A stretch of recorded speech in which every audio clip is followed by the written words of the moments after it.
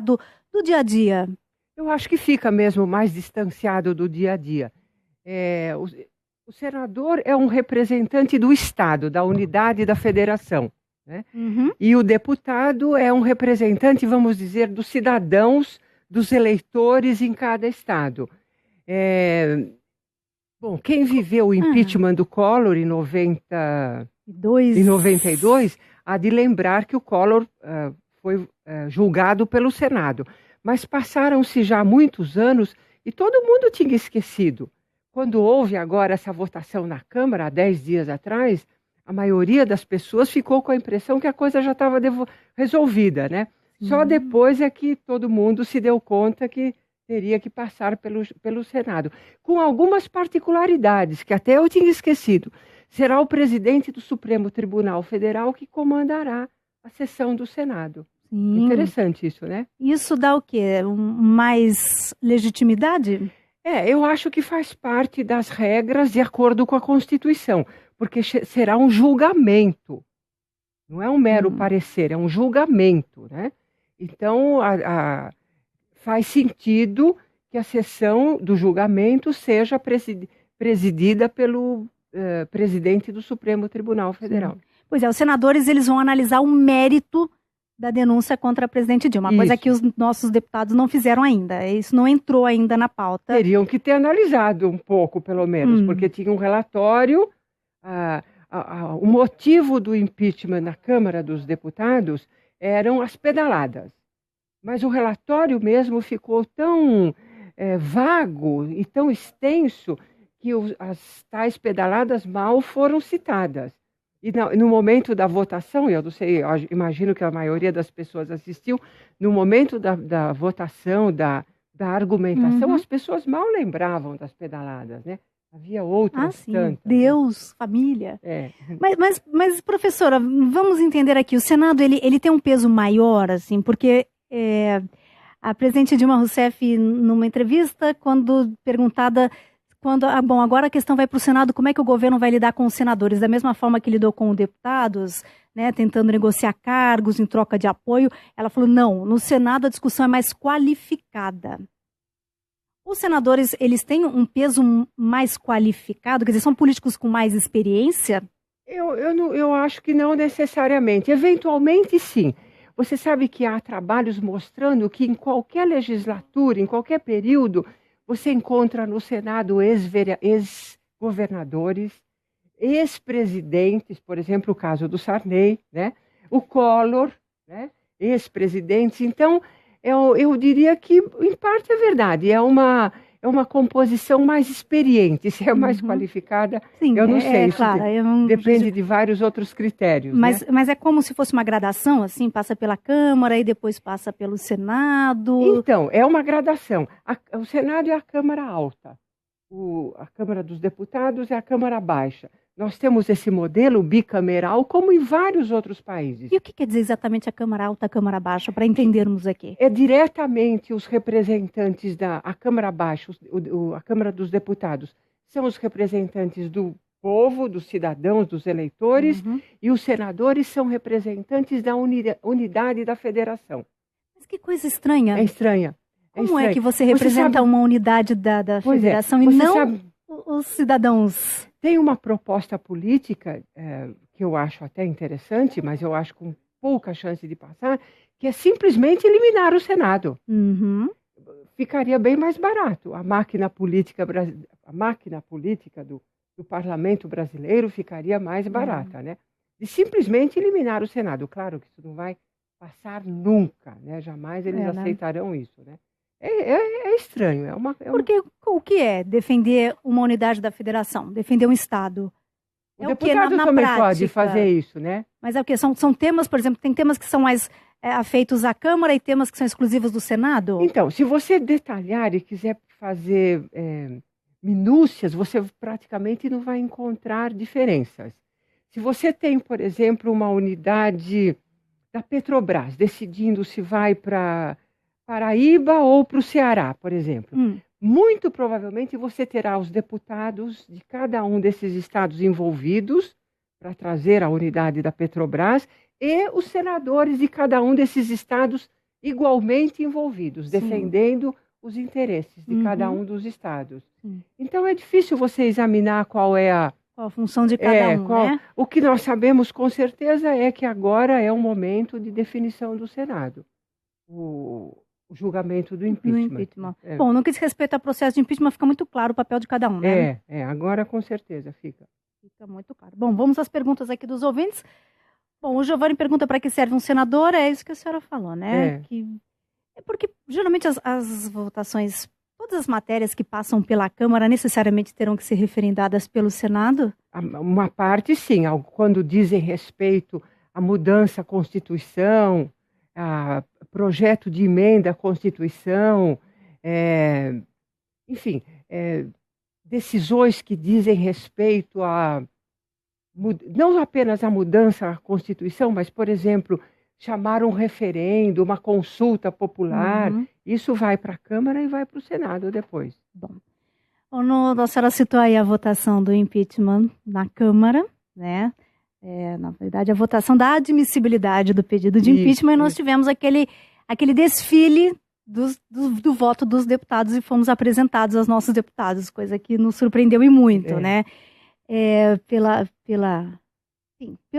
falas, pelos discursos, foi algo realmente revelador para os brasileiros. Os senadores, no geral, a senhora disse que geralmente passaram por outras experiências políticas, são políticos mais conhecidos? Ou será que nós vamos nos surpreender também? Não, eu acho que são mais conhecidos. Aqui em São Paulo, por exemplo, eu acho que, de um modo geral, as pessoas conhecem os nossos 3 senadores, né? O Serra, a Marta Suplicy, o Aloysio Nunes, eu acho que são razoavelmente conhecidos. Agora, todos os deputados federais eleitos por São Paulo, provavelmente ninguém conhece todos, né? Não conhece. Isso vale para outros estados, né? E para os outros estados, de modo geral. Não conhece mesmo. Agora, eu acho que a definição é bem aplicada, que você falou. Nós conhecemos o nosso Congresso, a nossa Câmara dos Deputados naquele dia da votação, né? Foi revelador aquele dia.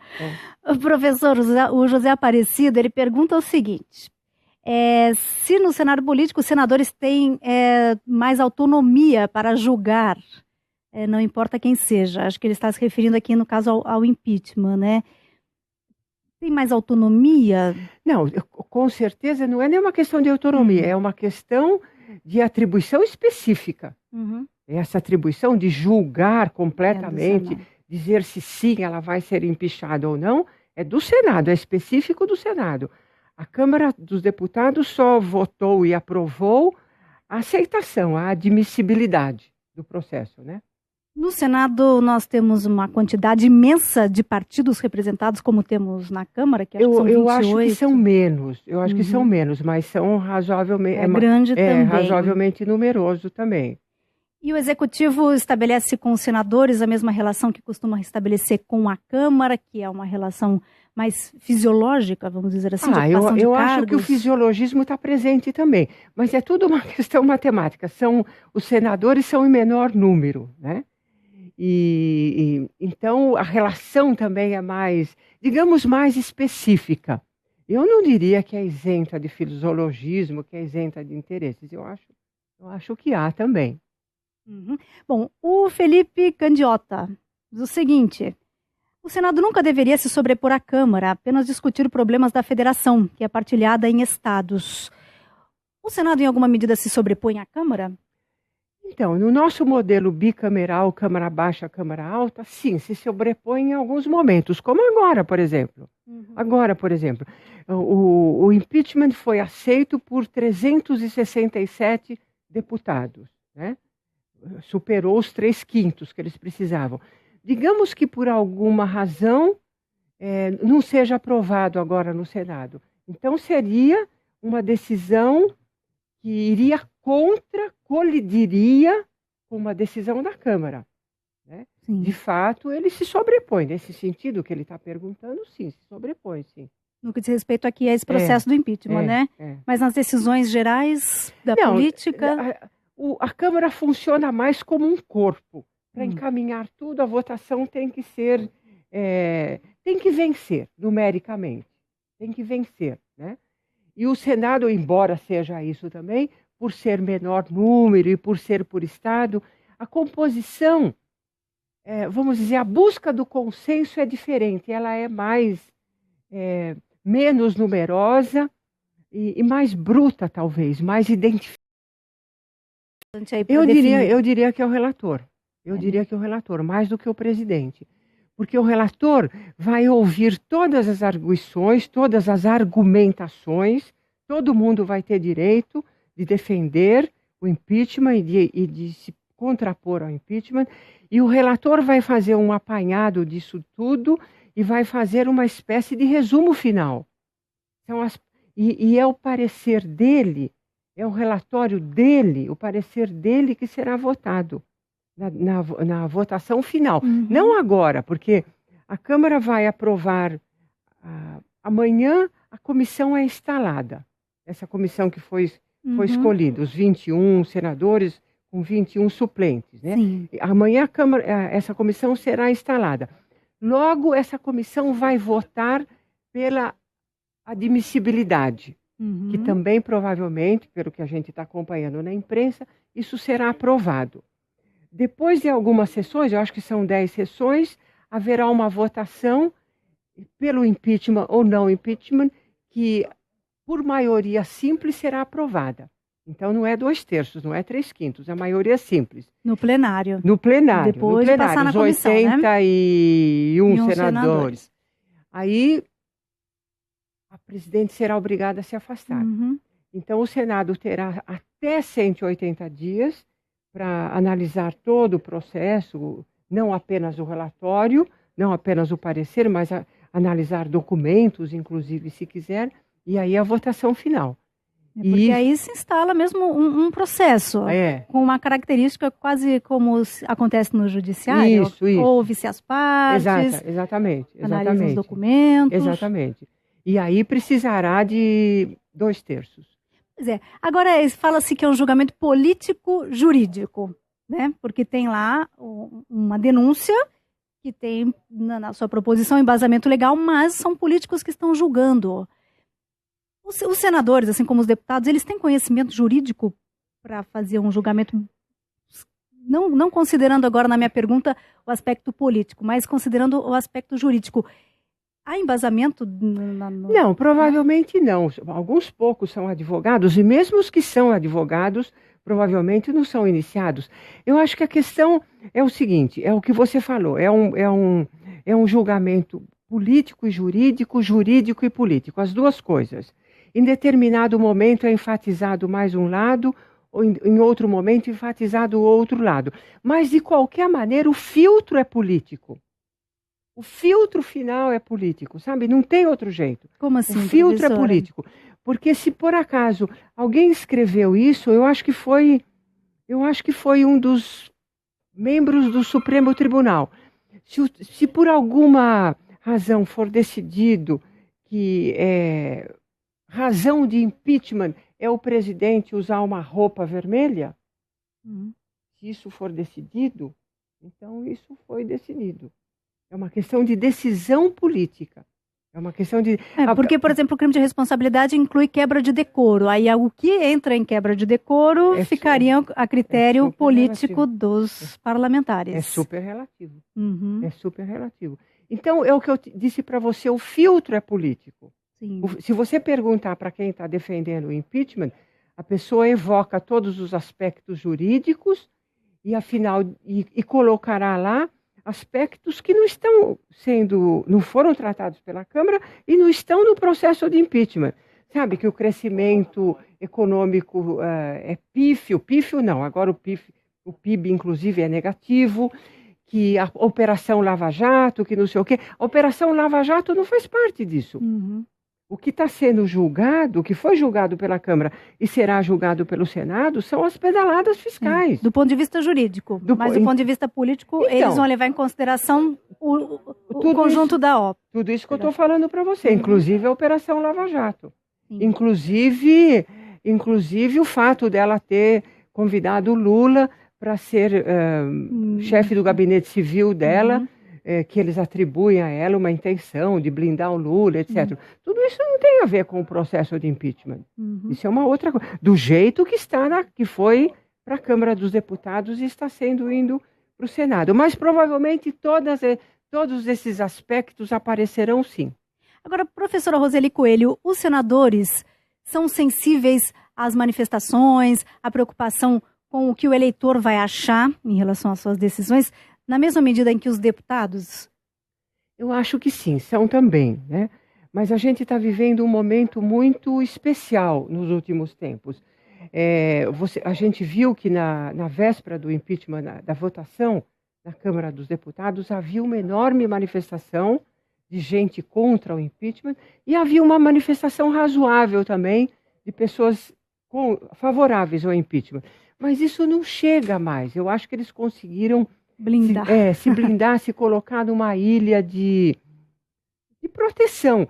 E se isso vai sobrar para eles em termos de punição na hora do voto, não sabemos, porque a eleição será daqui 2 anos e meio, né? O processo de eleição dos senadores é muito diferente dos deputados, né? É diferente. No caso dos senadores, pode demorar até mais do que isso, né?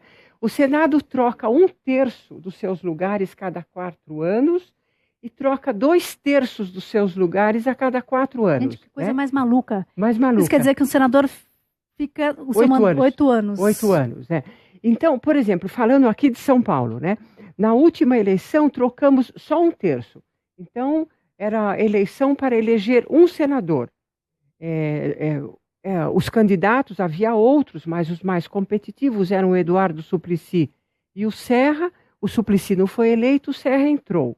Daqui 4 anos, não, mais do que 4, em 2018, serão trocados 2 senadores. Então, serão as vagas da Marta Suplicy e do Aloysio Nunes, que serão trocados. Isto é, supondo que a Marta esteja no Senado, porque se ela ocupar algum outro cargo, por alguma razão, né, ela não estará lá, e sim o suplente dela. Esse é um outro tema. O suplente é uma loucura. Senador tem suplente, deputado não tem suplente. O suplente é uma loucura. Como é que é? Quando a gente vota num senador, a gente está votando num suplente, é como uma chapa? E a gente sabe quem é o suplente? Não sabe, ninguém sabe. Eu aposto R$10 se você encontrar alguém, quem sabe que é o suplente. Ninguém sabe. O suplente, pelo menos isso, eu adoraria que entrasse numa reforma política, sabe? Todo mundo fala em reforma política, na última eleição falou-se, a Dilma falou, a Aécio falou, todo mundo falou. E claro que não encaminharam nada. Faz, né? Eles não fazem, os deputados não vão aprovar, os senadores não vão aprovar. Mas por uma questão de decência, eu gostaria que pelo menos isso fosse revisto, viu? O caso do suplente de senador, porque realmente... Mas aí a gente vota no senador, tem lá o suplente que a gente não sabe quem é, vota no senador. O senador está lá ocupando o cargo dele no Senado, o suplente não faz nada. Não faz nada. Não ganha também. Não ganha. Mas se o senador assumir algum cargo... É muito comum. Como secretário, como ministro, com qualquer coisa, né? Aí o suplente... Aí o suplente assume. E é alto o índice de suplentes, ou seja, de senadores sem voto? Eu acho que sim. A Marta estava ministra da Cultura do Lula, depois ministra do Turismo do Lula, ou vice-versa. Ela ocupou 2 ministérios no governo Lula. Aqui em São Paulo, deixa eu lembrar se tem algum senador. Não tem. Os 2 senadores do PSDB estão lá, né? Mas com certeza, se você fizer uma pesquisa nos outros estados, provavelmente você vai encontrar, sim, senadores ocupando cargos no governo federal, nos governos estaduais, assim por diante. E aí, enfim, assumem os suplentes. Assume o suplente. Que é um problemão. Que é um desconhecido. Bom, aliás, daqui a pouquinho vamos voltar a esse tema da representatividade no Legislativo, porque na Câmara não tem suplente, mas também tem muito deputado sem voto. Tem. Né? Nós vamos falar sobre isso também. Você pode mandar a sua pergunta pelo site da CBN, que você já sabe, é o cbn.com.br. Lá em cima tem um ícone ao vivo, é um canal direto. Pelo Facebook, estamos fazendo uma transmissão ao vivo. Pelo Facebook, você pode participar também pelo Facebook da rádio. E se quiser mandar um e-mail direto, é tania.morales@cbn.com.br. Nós vamos ao repórter CBN, um rápido intervalo e voltamos com a professora Roseli Coelho, que é doutora em Filosofia Política e professora da Fundação Escola de Sociologia e Política de São Paulo. Estamos compreendendo o Senado Federal.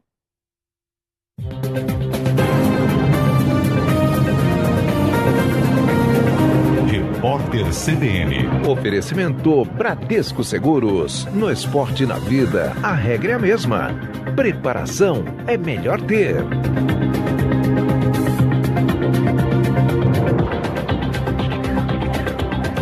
Segunda-feira, 25 de abril, o senador Lindbergh Farias, do PT, confirmou que os parlamentares governistas continuarão insistindo para que o senador Antônio Anastasia, do PSDB, não assuma a relatoria da comissão especial que vai analisar o processo de impeachment contra a presidente Dilma Rousseff na casa. Hoje, 2 questões de ordem foram apresentadas contra a indicação. Já os opositores informaram que o PT quer descumprir o regimento interno que prevê a indicação da cúpula do colegiado pelas maiores bancadas. De acordo com o senador Ronaldo Caiado, do Democratas, em caso da necessidade de um pleito para definir o relator, já há votos suficientes para referendar a escolha de Anastasia. A Prefeitura do Rio de Janeiro anunciou que deve reconstruir a ciclovia da Avenida Niemeyer até os Jogos Olímpicos. Na semana passada, um trecho da via desabou após ser atingido por uma onda e 2 pessoas morreram. O Tribunal de Contas do município negou que o órgão tenha dado parecer contra a ancoragem da ciclovia. O pré-candidato republicano à presidência dos Estados Unidos, Donald Trump, intensificou os ataques contra os rivais. Ted Cruz e John Kasich, os 2 anunciaram um acordo para tentar impedir que o magnata ganhe a nomeação. O bilionário classificou a união dos adversários de repugnante. No horário de Brasília, 9h32.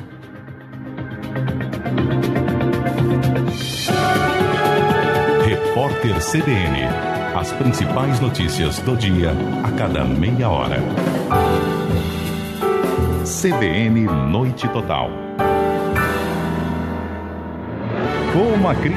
Como a crise está impactando o dia a dia das pessoas? E quais são as alternativas para a retomada do crescimento? Participe do talk show Cenários para a Economia Brasileira, com Carlos Alberto Sardenberg e Luiz Gustavo Medina, dia 16 de maio, das 7 às 8 da noite, na Livraria da Vila, do Shopping Pátio Higienópolis. Os ingressos serão distribuídos a partir das 18 horas. Esperamos você! Participe! CBN 25 anos. Informação que transforma.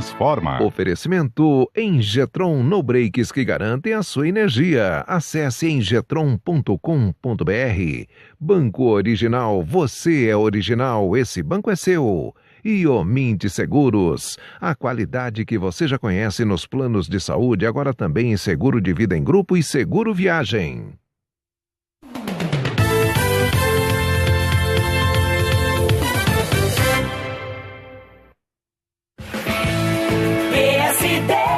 O PSD está ligado na cidade de São Paulo. E quem traz a mensagem é o presidente do PSD Movimentos, Ricardo Patá. Nós do PSD temos certeza que o Brasil vai superar esse momento difícil. É preciso lutar para preservar os empregos, reduzir os impostos, baixar os juros, aquecer a economia. Em São Paulo, temos de dar prioridade à periferia, trabalhar por quem mais precisa. PSD! CBN Primeiras Notícias. Comece o seu dia bem informado com Ceci Melo, diariamente, a partir de 3 da manhã. Com a palavra, Antônio Rodrigues Fernandes, presidente estadual PTdoB São Paulo. O Partido Trabalhista do Brasil, PTdoB, luta por você. Você paga imposto de renda do seu salário. Salário não é renda, é provento. Seu salário não pode ser tributado. Senhora Presidente, fora com o imposto de renda de salário do trabalhador brasileiro. Junte-se a nós do PTdoB. Acesse ptdob.org.br.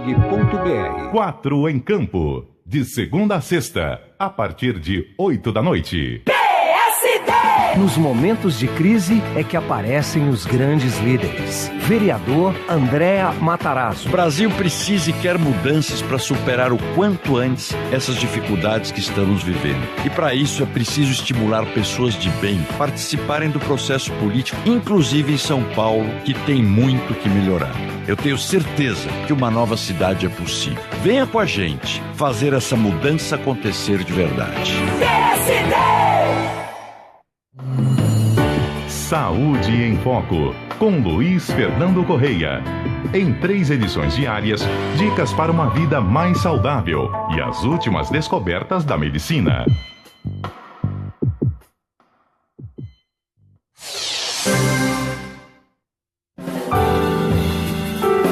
CBN Noite Total.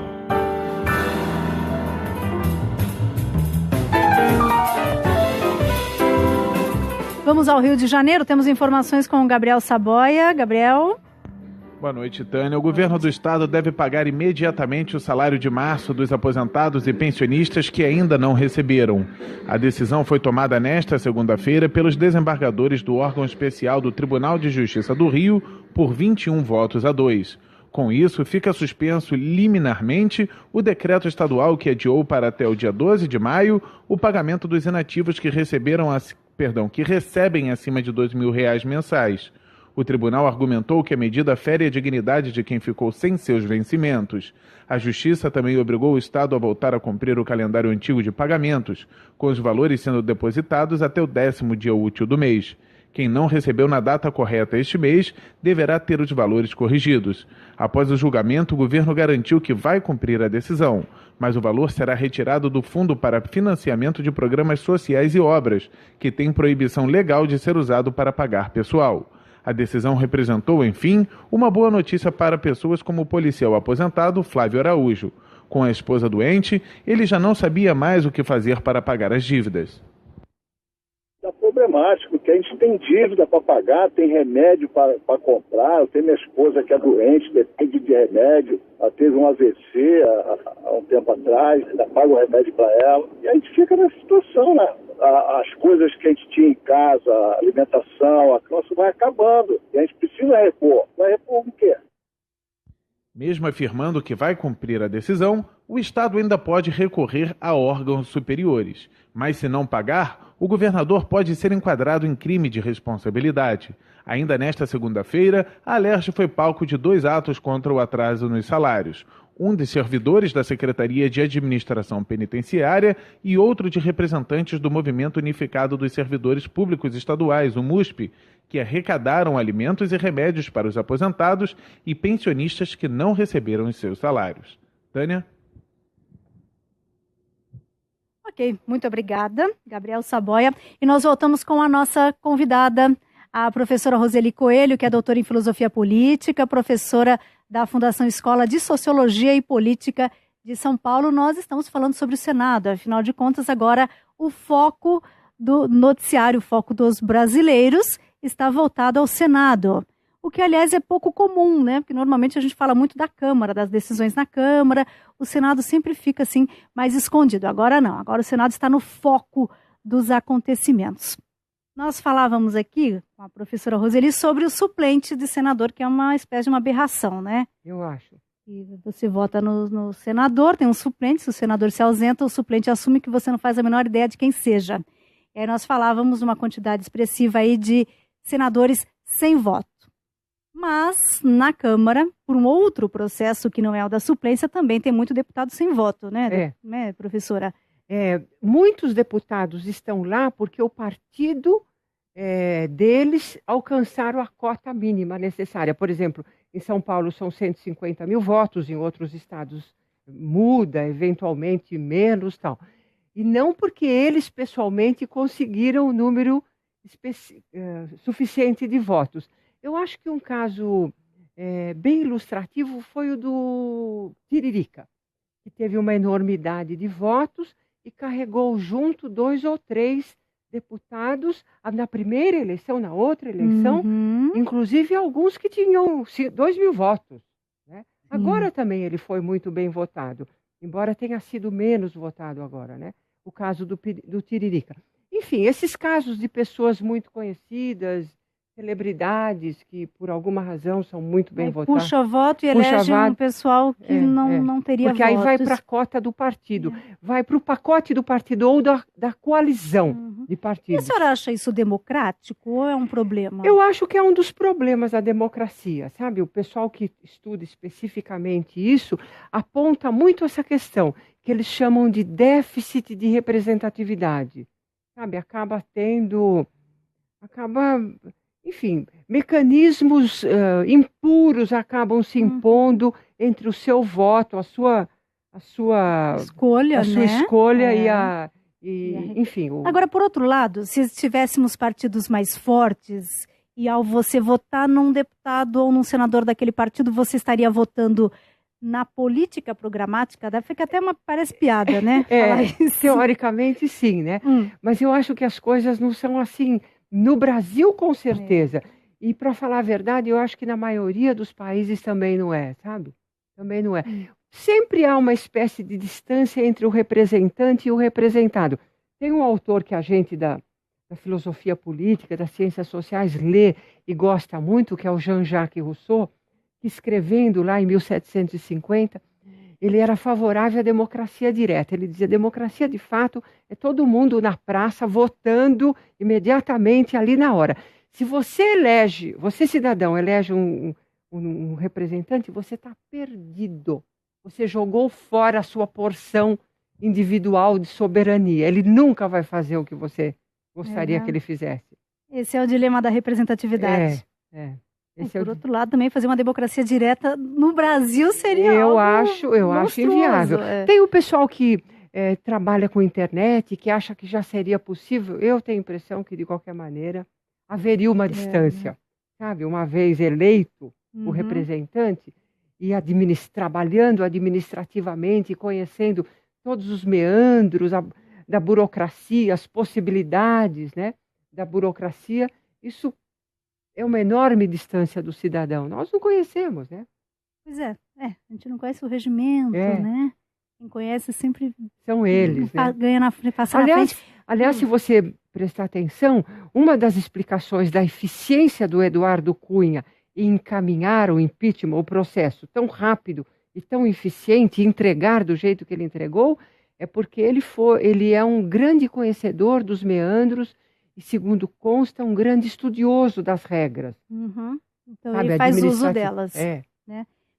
Agora, por meio de a própria internet pode ser um aliado do eleitor no acompanhamento do seu parlamentar. As manifestações de rua, tem mecanismos aí para que a gente não crie esse distanciamento tão gigantesco que existe? Tem, eu acho que tem mecanismos, sem dúvida. A internet é um instrumento maravilhoso. Tem um país, se eu não me engano, a Islândia, que é muito pequeno, provavelmente um país com menos de 1 milhão de habitantes, que usou muito, fez eleição pela internet. Eu tenho colegas que estudam isso e estão maravilhados. Mas eu toda hora digo que, enfim, é completamente diferente, né? Mas a verdade, Tânia, é que a gente vive numa época de política fria, sabe? As pessoas estão muito voltadas para as suas vidas, lutando com as suas vidas, trabalhando, estudando, cuidando da família, fazendo outras coisas. As pessoas que de fato estão dispostas e têm tempo de prestar atenção no noticiário, acompanhar, escrever para o deputado, reclamar, é um número muito pequeno de pessoas. Pois é, e é uma pena, né? É uma pena. Que aí eles ficam com a faca e o queijo para fazer o que quiserem. O Nelson Muniz, ele é bancário e é de Brasília. Ele pergunta aqui o que a senhora acha do sistema do parlamentarismo. Eu acho que para o Brasil já houve votação, inclusive o parlamentarismo foi recusado. Eu acho que não é uma boa ideia. Para os países da Europa, onde o parlamentarismo está implementado há tempos, eu acho que funciona bem e o parlamento sempre é um anteparo, né, no momento de crise. Então o parlamento faz um voto, cai o ministério, troca o primeiro-ministro e de maneira não muito traumática. Mas eu tenho a impressão que para um regime que já se consolidou como presidencialista, nós aqui na América, de um modo geral, né? De cima e embaixo, nós, os Estados Unidos, tal, Temos essa tradição presidencialista, né? Eu acho que inviável. No nosso presidencialismo, ou talvez no presidencialismo como concepção, o presidente tem muitos poderes. Tem muitos poderes. Tem muitos poderes. É sempre uma negociação com o Congresso, né? Não tem nenhum presidente que seja absolutamente dono de tudo que ele gostaria de fazer, mas tem muitos poderes. Eu não sei se os ouvintes lembram, há uns anos atrás o Obama ficou refém. Eles não queriam aprovar. Do Partido Republicano. Da maioria do Congresso, que era o Partido Republicano. Depois foi negociando, foi superando, etc. E agora, segundo eu acompanho, o Obama está num momento bom de aprovação. Então, tem uma troca, o Congresso tem armas também para... Que é o que nós estamos vendo aqui no Brasil. Mas, de qualquer maneira, o poder do Executivo é muito grande. É a verba, o dinheiro, a caneta para aprovar os projetos, para aprovar o dinheiro, está com o Executivo, né? Uhum. E é correto que seja assim? Ou poderia ser um pouco mais equilibrado? Talvez mais equilibrado, mas tudo pode melhorar, né? Sim. Tudo pode melhorar. O nosso Congresso também, o nosso Executivo também. Agora, se de fato vai melhorar, eu tenho a impressão que, por enquanto, não está no horizonte isso, viu? Não, né? Não. E com esse momento, que se de fato o impeachment passar, o Temer assumir, pelo que eu tenho acompanhado, a aprovação do Temer é baixíssima, né? Popular, né? Popular. E eu tenho a impressão que ele vai enfrentar, eu diria, chantagens do Congresso. Ele deverá passar por momentos difíceis também, eu imagino. Será que ele não vai ter uma aceitação maior? Vai saber... Popular? Não. No Congresso. Ele é um político do PMDB. Eu acho que uma aprovação maior do que a Dilma está tendo agora, um apoio maior do que a Dilma está tendo agora, com certeza. Uhum. Mas não vai ser tão fácil. Não vai ser tão fácil. E, de qualquer maneira, eu acho que isso vai durar só por algum tempo. Bom, o Nicola Florenzano fala aqui sobre a questão da representatividade. Se o Senado for excluído, que é uma linha que defende a extinção do Senado, e existisse somente a Câmara, isso não criaria um problema de representatividade, já que boa parte dos deputados não tem voto, mas também do senador também não tem voto, né? O suplente não tem, por exemplo, né? O suplente não tem, tá? E alguns estão lá. Eu acho que não teria problema, poderia mudar isso, né? Poderia mudar as regras, inclusive os quocientes de votação em cada estado, e o conjunto dos deputados em cada estado ficaria responsável por representar a unidade da federação. Acho que não teria nenhum problema. Muito bom. O que mais aqui? O Ronan. O Ronan diz o seguinte: muitos países que não têm Senado, como é que funcionam as decisões exclusivamente com uma câmara, né? Um sistema unicameral, né? Portanto, com um único legislativo. Sem problemas? Sem problemas nenhum, como eu disse para você. Tranquilo. Não tem problema. Então, para que existe o Senado? Então, é uma tradição que eu acho que nós todos herdamos da Inglaterra, isso, né? Digamos, o berço da democracia contemporânea, a Inglaterra, né? Então, o parlamento surgiu como um anteparo e um canal de comunicação, vamos dizer, entre o monarca e os cidadãos não, súditos, né? E aí interessava muito colocar uma Câmara mais próxima, um corpo político mais próximo do monarca, que foi a tal Câmara Alta. E isso foi sendo herdado por todos os países, né, da nossa tradição ocidental, foi sendo herdado por todo mundo, né, por todos os países. Mas dá para eliminar sem prejuízo alguns das países, decisões. A maioria dos países tem 2 câmaras. Dá para eliminar, teoricamente, sim, mas isso exigiria sei lá, talvez uma consulta popular. Mas eu diria que é impossível agora, porque nenhum dos deputados, né? Nenhum dos senadores iria aprovar a mudança num regime que os elegeu. Eles estão lá graças a essas regras. Eles não vão mudar essas regras. Não vão mudar. O Antônio César aqui no Facebook pergunta sobre o suplente. O suplente não ganha salário, né? Nós já falamos aqui, só se assumir. Agora, de qualquer forma, É um custo e tanto, um né? Custo o enorme. Legislativo, tanto a Câmara quanto o Senado. É um custo enorme, é um custo enorme.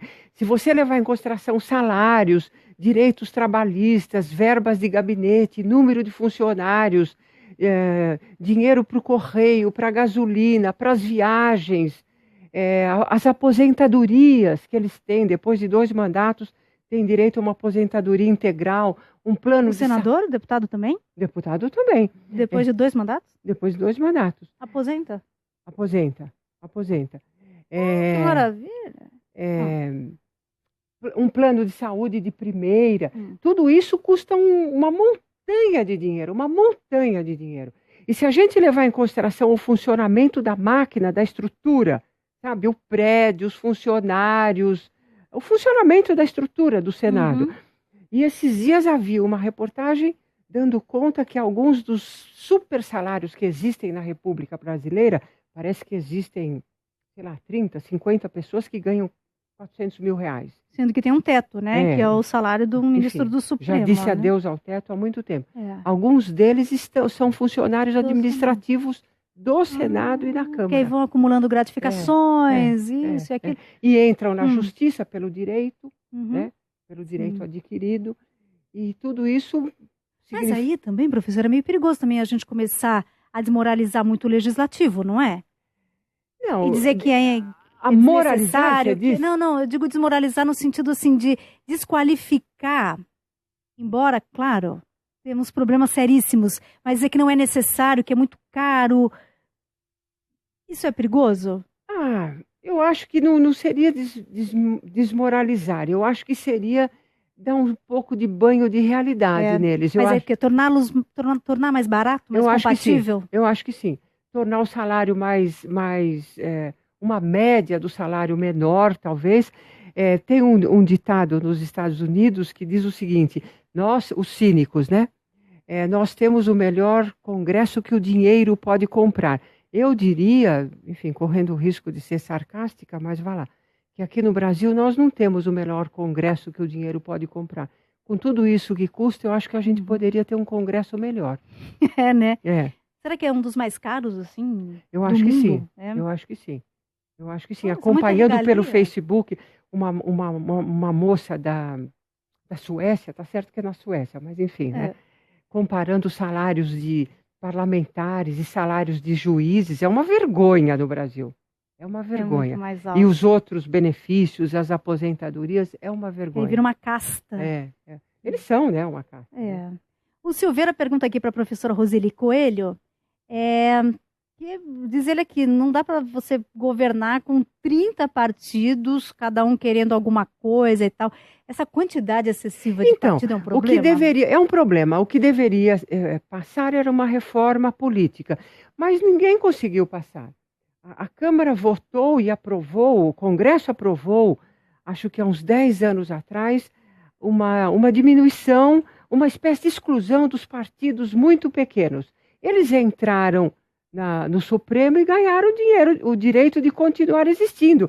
Então, eles têm aquela verba partidária, aquele fundo partidário, eles todos continuam tendo, inclusive partidos muito pequenos, o PCO, o Partido da Causa Operária, o partido... Enfim, todos eles. Eu não lembro de um outro agora muito pequeno, mas provavelmente esse PMB, Partido da Mulher Brasileira. Tem um deputado. Tem um deputado. Tem fundo... Tem direito ao fundo partidário. Se você consegue o registro definitivo, tem direito ao fundo partidário. Que o ano passado, em 2014, que foi o último número que eu vi, era R$610 mil por ano. Que maravilha! Que maravilha. E aí, depois que você consegue um assento na Câmara, você ainda potencializa e aí vai o seu poder de fogo, né? Esse fundo partidário é uma montanha de dinheiro também. A Dilma aumentou o ano passado, né? Tinha que aumentar. Se ela não aumentasse, ela seria trucidada pelos partidos. Que coisa. Por todos, inclusive o partido dela. Bom, antes do intervalo, aliás, eu já peço que a gente pode segurar mais uns 10 minutos. Tem tanta pergunta de ouvinte. Realmente, nós temos um certo desconhecimento em relação ao Senado, né? O Legislativo já é um negócio meio complicado. Agora, o Senado, especificamente, é um pouco mais distante do nosso dia a dia, né, dos brasileiros. O Silveira quer saber o que a senhora acha de não elegermos políticos, e sim administradores profissionais para tocar o país. A ideia é maravilhosa, mas eu imagino, eu acredito que esses administradores se transformariam em políticos em curto espaço de tempo. Porque o que se entende por político aqui? O quê? É você negociar, fazer o toma lá da cá? Esse é Algumas o termo? cidades da Europa, na Itália, por exemplo, outras cidades, eles nem chamam de prefeito, chamam de administrador, né? Mas tem um viés político na escolha dele e também na administração, a maneira como ele administra. Sempre tem um viés político. E quando a gente fala em fazer política... por falar nisso, eu vou ter que fazer um intervalo, mas vou deixar uma pergunta aqui para a senhora, depois do repórter CBN.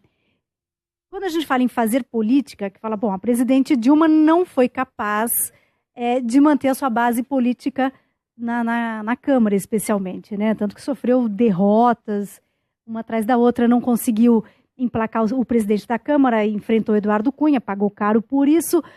O que é exatamente fazer política? Vou deixar no ar essa pergunta aqui para a professora Roseli Coelho, que aceitou ficar mais alguns minutinhos aqui conosco. Tem várias perguntas dos ouvintes sobre o funcionamento do Senado e do Legislativo de uma forma geral.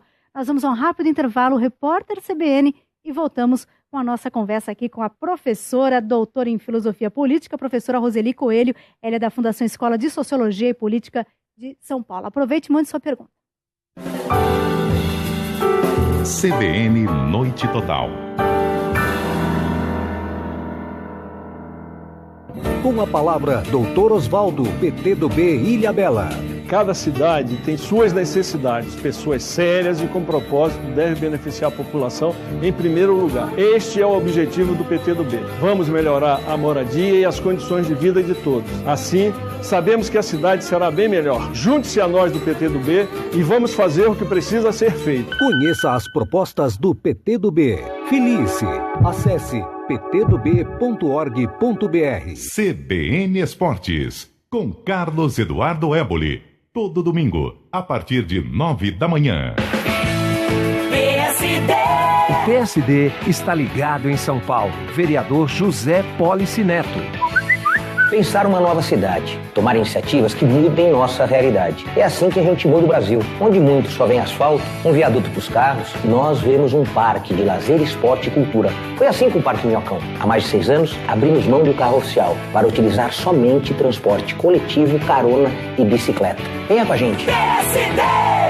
Podcast CBN. Seus programas e comentaristas preferidos na hora em que você quiser. Baixe gratuitamente no site da CBN. Com a palavra, Luiz Tiber, deputado federal do PTdoB. Uma crise só termina quando encontramos o caminho para superá-la.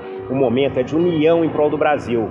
Temos que parar e repensar o nosso modelo político, as nossas cidades, o nosso modelo econômico e tudo mais que vai influenciar o nosso futuro. A saúde, o meio ambiente, a segurança pública e o principal, a educação dos nossos filhos. Filie-se. Acesse ptdob.org.br. Jornal da CBN. Diariamente, a partir de 6 da manhã. Apresentação, Milton Jung.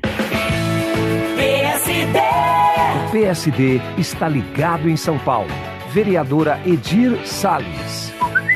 Nós acreditamos em uma cidade mais humana. Por isso, temos batalhado para defender os direitos das mulheres. É preciso combater a violência contra elas e ampliar a rede de proteção. Temos que cuidar das pessoas, levando aos bairros serviços de saúde com qualidade. Venha conosco, junte-se ao PSD. PSD! 4 em campo. Uma tabelinha bem humorada entre Carlos Eduardo Éboli, Marcos Ghiotti, André Sanches e Paulo Massini. Lançamentos, passes de efeito e alguns chutes na canela. De segunda a sexta, sempre às 8 da noite. 2 na web. De segunda a quinta, 6 e 10 da noite, Cristina de Luca mostra as novidades do mundo virtual. Dentro do Jornal da CBN, segunda edição.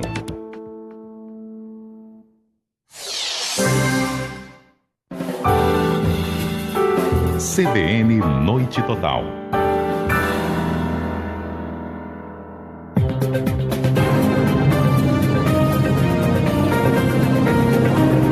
Repórter CBN. Oferecimento Bradesco Seguros. No esporte e na vida, a regra é a mesma.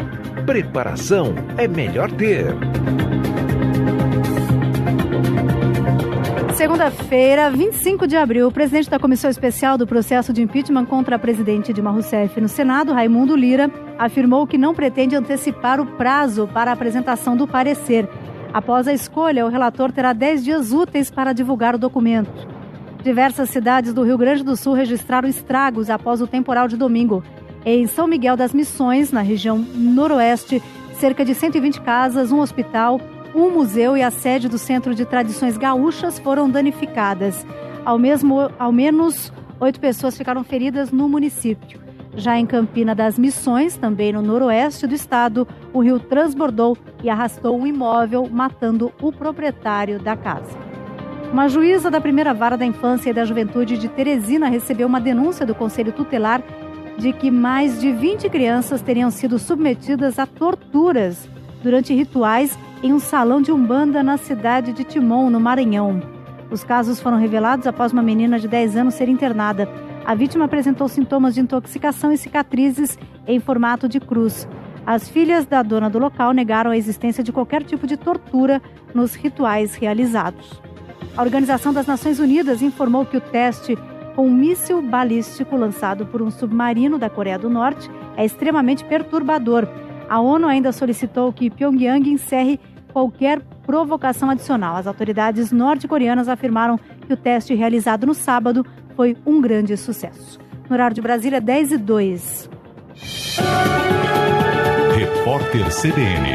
As principais notícias do dia a cada meia hora. CBN Noite Total. Apresentação: Tânia Morales.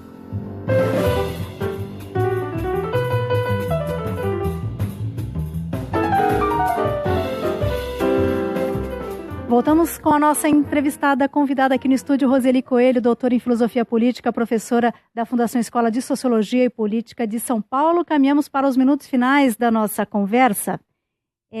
Vamos então com as questões dos ouvintes. Mas eu deixei uma pergunta no ar, né? O que é fazer política? O que é fazer política? Existem 1000 definições. Eu diria para você que fazer política é o exercício da busca do consenso. Do entendimento. A possibilidade de você chegar a algum acordo, contendo nesse acordo opiniões diferentes. Por isso que política é principalmente negociação. Né? É ter essa capacidade de você tentar convencer o outro, ser capaz também de absorver uma parte da opinião do outro. Isso é fazer política, né? Então, o presidente da República precisa fazer política. Precisa do apoio do legislativo, né? Precisa fazer política. Todo mundo, comentaristas, simpatizantes e não simpatizantes do PT, todos são unânimes em apontar o Lula como um grande político nesse sentido, né? Uma pessoa capaz de negociar, né? Negociar, compor. Talvez tenha aprendido isso desde o tempo do sindicato, né? Conviver na diferença. De um modo geral, um político tarimbado sabe fazer isso. De um modo geral, né? Embora a Dilma não fez. A Dilma não, é engraçado, né? Eu não sei se porque ela não tem essa experiência, nunca foi eleita para outro cargo, né? Ela foi catapultada direto para o cargo de presidente. Talvez ela não tenha isso. Mas eu não sei se tem a ver também com o estilo pessoal. Porque o Ciro Gomes também não tem, né? Pelo que a gente acompanha do Ciro Gomes, eu acho a figura política do Ciro Gomes muito interessante. Não é nem crítica. Mas o Ciro Gomes também é um cara de pouca conciliação, né? Sim. Então eu acho que você tem algumas personalidades na política que são assim. Mas de qualquer maneira, na hora de enfrentar uma questão, expor o ponto de vista, conquistar outros para o seu ponto de vista, terá que negociar, né? Agora, essa negociação e fazer política pode ser alta política ou a baixa política, né? Pode.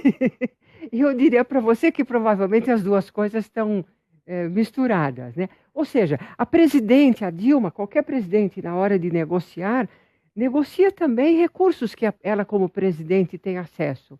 E o deputado, ao fazer isso, o senador, ao negociar, também negocia a capacidade dele de aprovar alguma coisa que ela quer ver aprovada. Mas aí é o toma lá da cá? De certa forma, eu acho que sim. Sendo muito realista, eu acho que sim. Eu te dou um cargo, você me dá o seu voto. Então, assim? Para não ser só pessimista, eu acho que muitas vezes o objeto é algo que tem a ver com o bem comum. Sabe? Não é apenas toma lá da cá. Não é um interesse particular de cada lado. O interesse dele também é o interesse de aprovar verba para a construção de um hospital no estado dele, para a construção de um hospital na região dele. Então, isso é um toma lá da cá? Não deixa de ser, porque os votos são de lá, do curral eleitoral dele. Curral é uma coisa muito pesada. Vamos lá, da região, da base eleitoral dele. Mas, ao mesmo tempo, o hospital vai beneficiar as pessoas todas daquela região. Todo mundo fica feliz. Digamos. Vamos dizer assim, uma visão mais poliana. O Leandro Mascarenhas, de Vitória, no Espírito Santo, ele pergunta o seguinte: os senadores representam as unidades da federação, os estados. E aí, é em pé de igualdade, porque tem estados mais populosos do que outros. O número de senadores é o mesmo para cada estado, é um pacto federativo. São 3 senadores no Acre, 3 senadores em São Paulo, 3 senadores em Minas Gerais, no Piauí, em Santa Catarina. E é correto isso? Eu acho que sim. Isso é o pacto federativo. Eu acho que sim. Bom, o Giovanni pergunta, não sei se a senhora tenha se dado, a porcentagem dos deputados que foram eleitos pelo voto da legenda, aquele que foi eleito meio que indiretamente, né? Que não tem voto. Ele próprio. Então, esses dias circulou na internet uma notícia segundo a qual apenas 36% dos deputados foram eleitos com os seus votos, exclusivamente com os seus próprios votos. Em seguida apareceu uma outra notícia, um artigo examinando e detalhando o pessoal que mexe muito com essa parte quantitativa, dizendo que não, que esse número, na verdade, tinha sido alcançado graças a cálculos errados e mal intencionados. Mas eu diria que 50% dos deputados estão lá graças ao voto na legenda. A metade. Na legenda ou na coalizão, né? Puxa vida. E aí o Giovanni pergunta se é o partido que escolhe os candidatos. É o partido que escolhe. Senador. É o partido que escolhe. É o partido. Aqui, o Felipe de Brasília, caso o Senado aprove a abertura de processo de impeachment, a presidente de me afastada por 180 dias, ela continua com foro privilegiado nesse período? Continua, nesses 180 dias continua. Que mais? Outro Felipe. Felipe Candiota volta aqui, ele é do Rio. Se o Senado é uma Câmara mais alta, aí ele pergunta que os critérios de seleção de quem poderia se candidatar ao Senado deveria ser mais exigente. Quando fala em Câmara Alta, Câmara Baixa, pressupõe assim um juízo de valor, um é melhor que o outro? Não é que é melhor, mas eu acho que de um modo geral as pessoas interiorizaram essa ideia que um senador é mais importante do que um deputado. Em termos de número de votos concentrado nele, é mesmo. Um senador, eu não lembro exatamente a última votação, mas o Serra provavelmente foi eleito com 2 milhões de votos. Não tem nenhum deputado que tenha isso. É mais importante, nesse sentido, depositário de um número maior de votos, né? Certo. O José Aparecido fala, não é exatamente o tema aqui que nós estamos falando do Senado, mas ele pergunta aqui para a professora Roseli sobre a fala do deputado Jair Bolsonaro, no voto que falou do Ustra, do comandante lá. Lamentável. Mas aí tem um limite, um deputado ele tem uma liberdade de expressão absoluta? Então, não, ninguém tem liberdade de expressão absoluta, ninguém, nem o moço que vende laranja na feira e nem o deputado deveria ter. Ninguém tem o direito de ofender as pessoas dessa maneira, né? Que ele ofendeu-se mencionando um torturador. Ele já foi super ofensivo com uma deputada Maria do Rosário, dizendo eu não estupro ela porque ela não merece.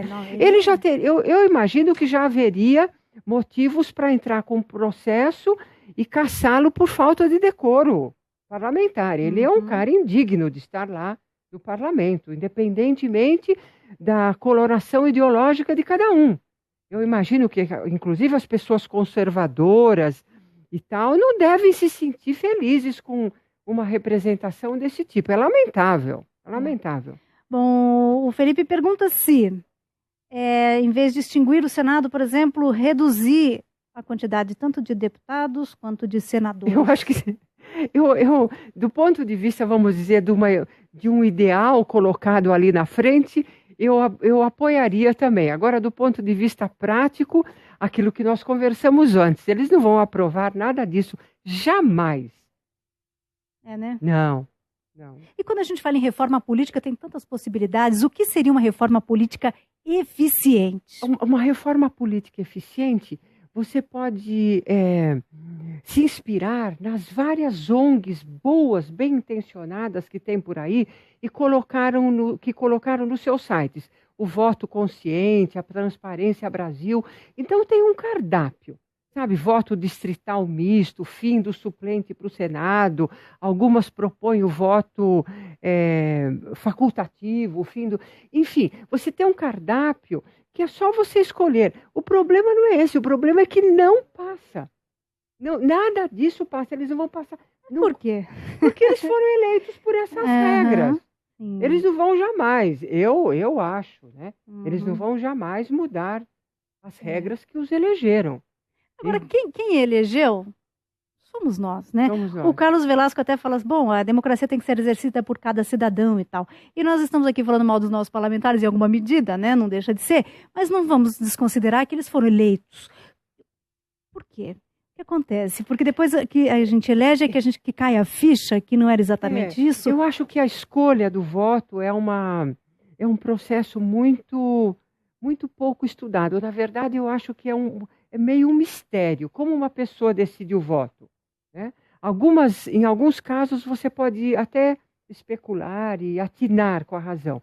Mas em outros casos, não. As pessoas usam fatores subjetivos, fatores religiosos, o pessoal ligado ao esporte, ao time de futebol, porque a figura lembra o pai, porque é uma figura que é uma pessoa bonita, um homem bonito, uma mulher bonita. Então tem tudo quanto é tipo de fatores que entram na hora da decisão do voto. Estou falando o voto dos parlamentares, né? O voto para o executivo, eu acho que tem um fator mais racional no meio. Será que o brasileiro não dá o peso correto na hora de escolher o deputado, o senador? Porque é fundamental. Na hora do jogo político, e é o que nós estamos vendo agora, é fundamental. Eu acho que não. Tem um cientista político que especulou o seguinte: vamos ver o voto da dona Mary Smith, que é lá de Ohio. Como que ela vota? Ela vota pensando no filho dela que está fazendo faculdade, que daqui 2 anos será um agrônomo. Ela vota como uma proprietária de uma granja que fornece ovos. Então, ela está muito olhando o mercado interno para os clientes dela e para o filho quando for trabalhar. Mas ela é batista. Então, ela vota também de acordo com os valores da Igreja Batista. Então, são tantos os fatores que estão presentes na hora do voto. Isso diz ele, né, esse cientista político americano. Mas a gente pode dizer isso para o Brasil também. Sim. São vários os fatores e, na verdade, nenhum leva muito em consideração. E, principalmente, Tânia, nós não fazemos o acompanhamento. Nós não fazemos o acompanhamento dos vereadores, dos deputados. Se o cara faz alguma coisa errada, dificilmente a gente vai sentar na frente do computador e dizer para ele: escuta, meu filho, qual é? Sabe? Qual é a sua? Né? Veja lá o que você está fazendo. Será que alguém faz, quando o Bolsonaro faz esses papelões, como ele fez no caso da Maria do Rosário, agora também, será que alguém senta no computador e manda para ele um puxão de orelhas virtual? Eu não sei. Eu fico com medo de ter gente que apoia. Também. Seria terrível, né? O Eduardo Ornelas fala do voto distrital. Se seria mais democrático? Eu acho que sim. Eu acho que seria mais democrático e também eu acho que ajudaria, facilitaria o acompanhamento do parlamentar depois, uma vez eleito, né? Porque o voto distrital é o quê? Você votar em pessoas da sua região. Você dividiria, por exemplo, São Paulo por 10 grandes regiões. Você elegeria um deputado eleito por São Paulo e um da sua região, de Ribeirão Preto, por exemplo, né? Então você estaria acompanhando mais de perto esse deputado. Mas eu tenho a impressão que isso também não passa. Não passa. Bom. Eu não aposto em reforma política nenhuma. Zero, acho que não passa nenhuma. Que coisa, então vamos continuar com esse mesmo esquema. Infelizmente. Bom, para fechar aqui, o Eustáquio de BH pergunta se a senhora acha que deveria ter um nível... Se existe um nível mínimo de instrução para um político. Enfim, é importante essa questão da instrução? A instrução é bom para tudo, né? Para tudo, para qualquer pessoa exercer qualquer profissão.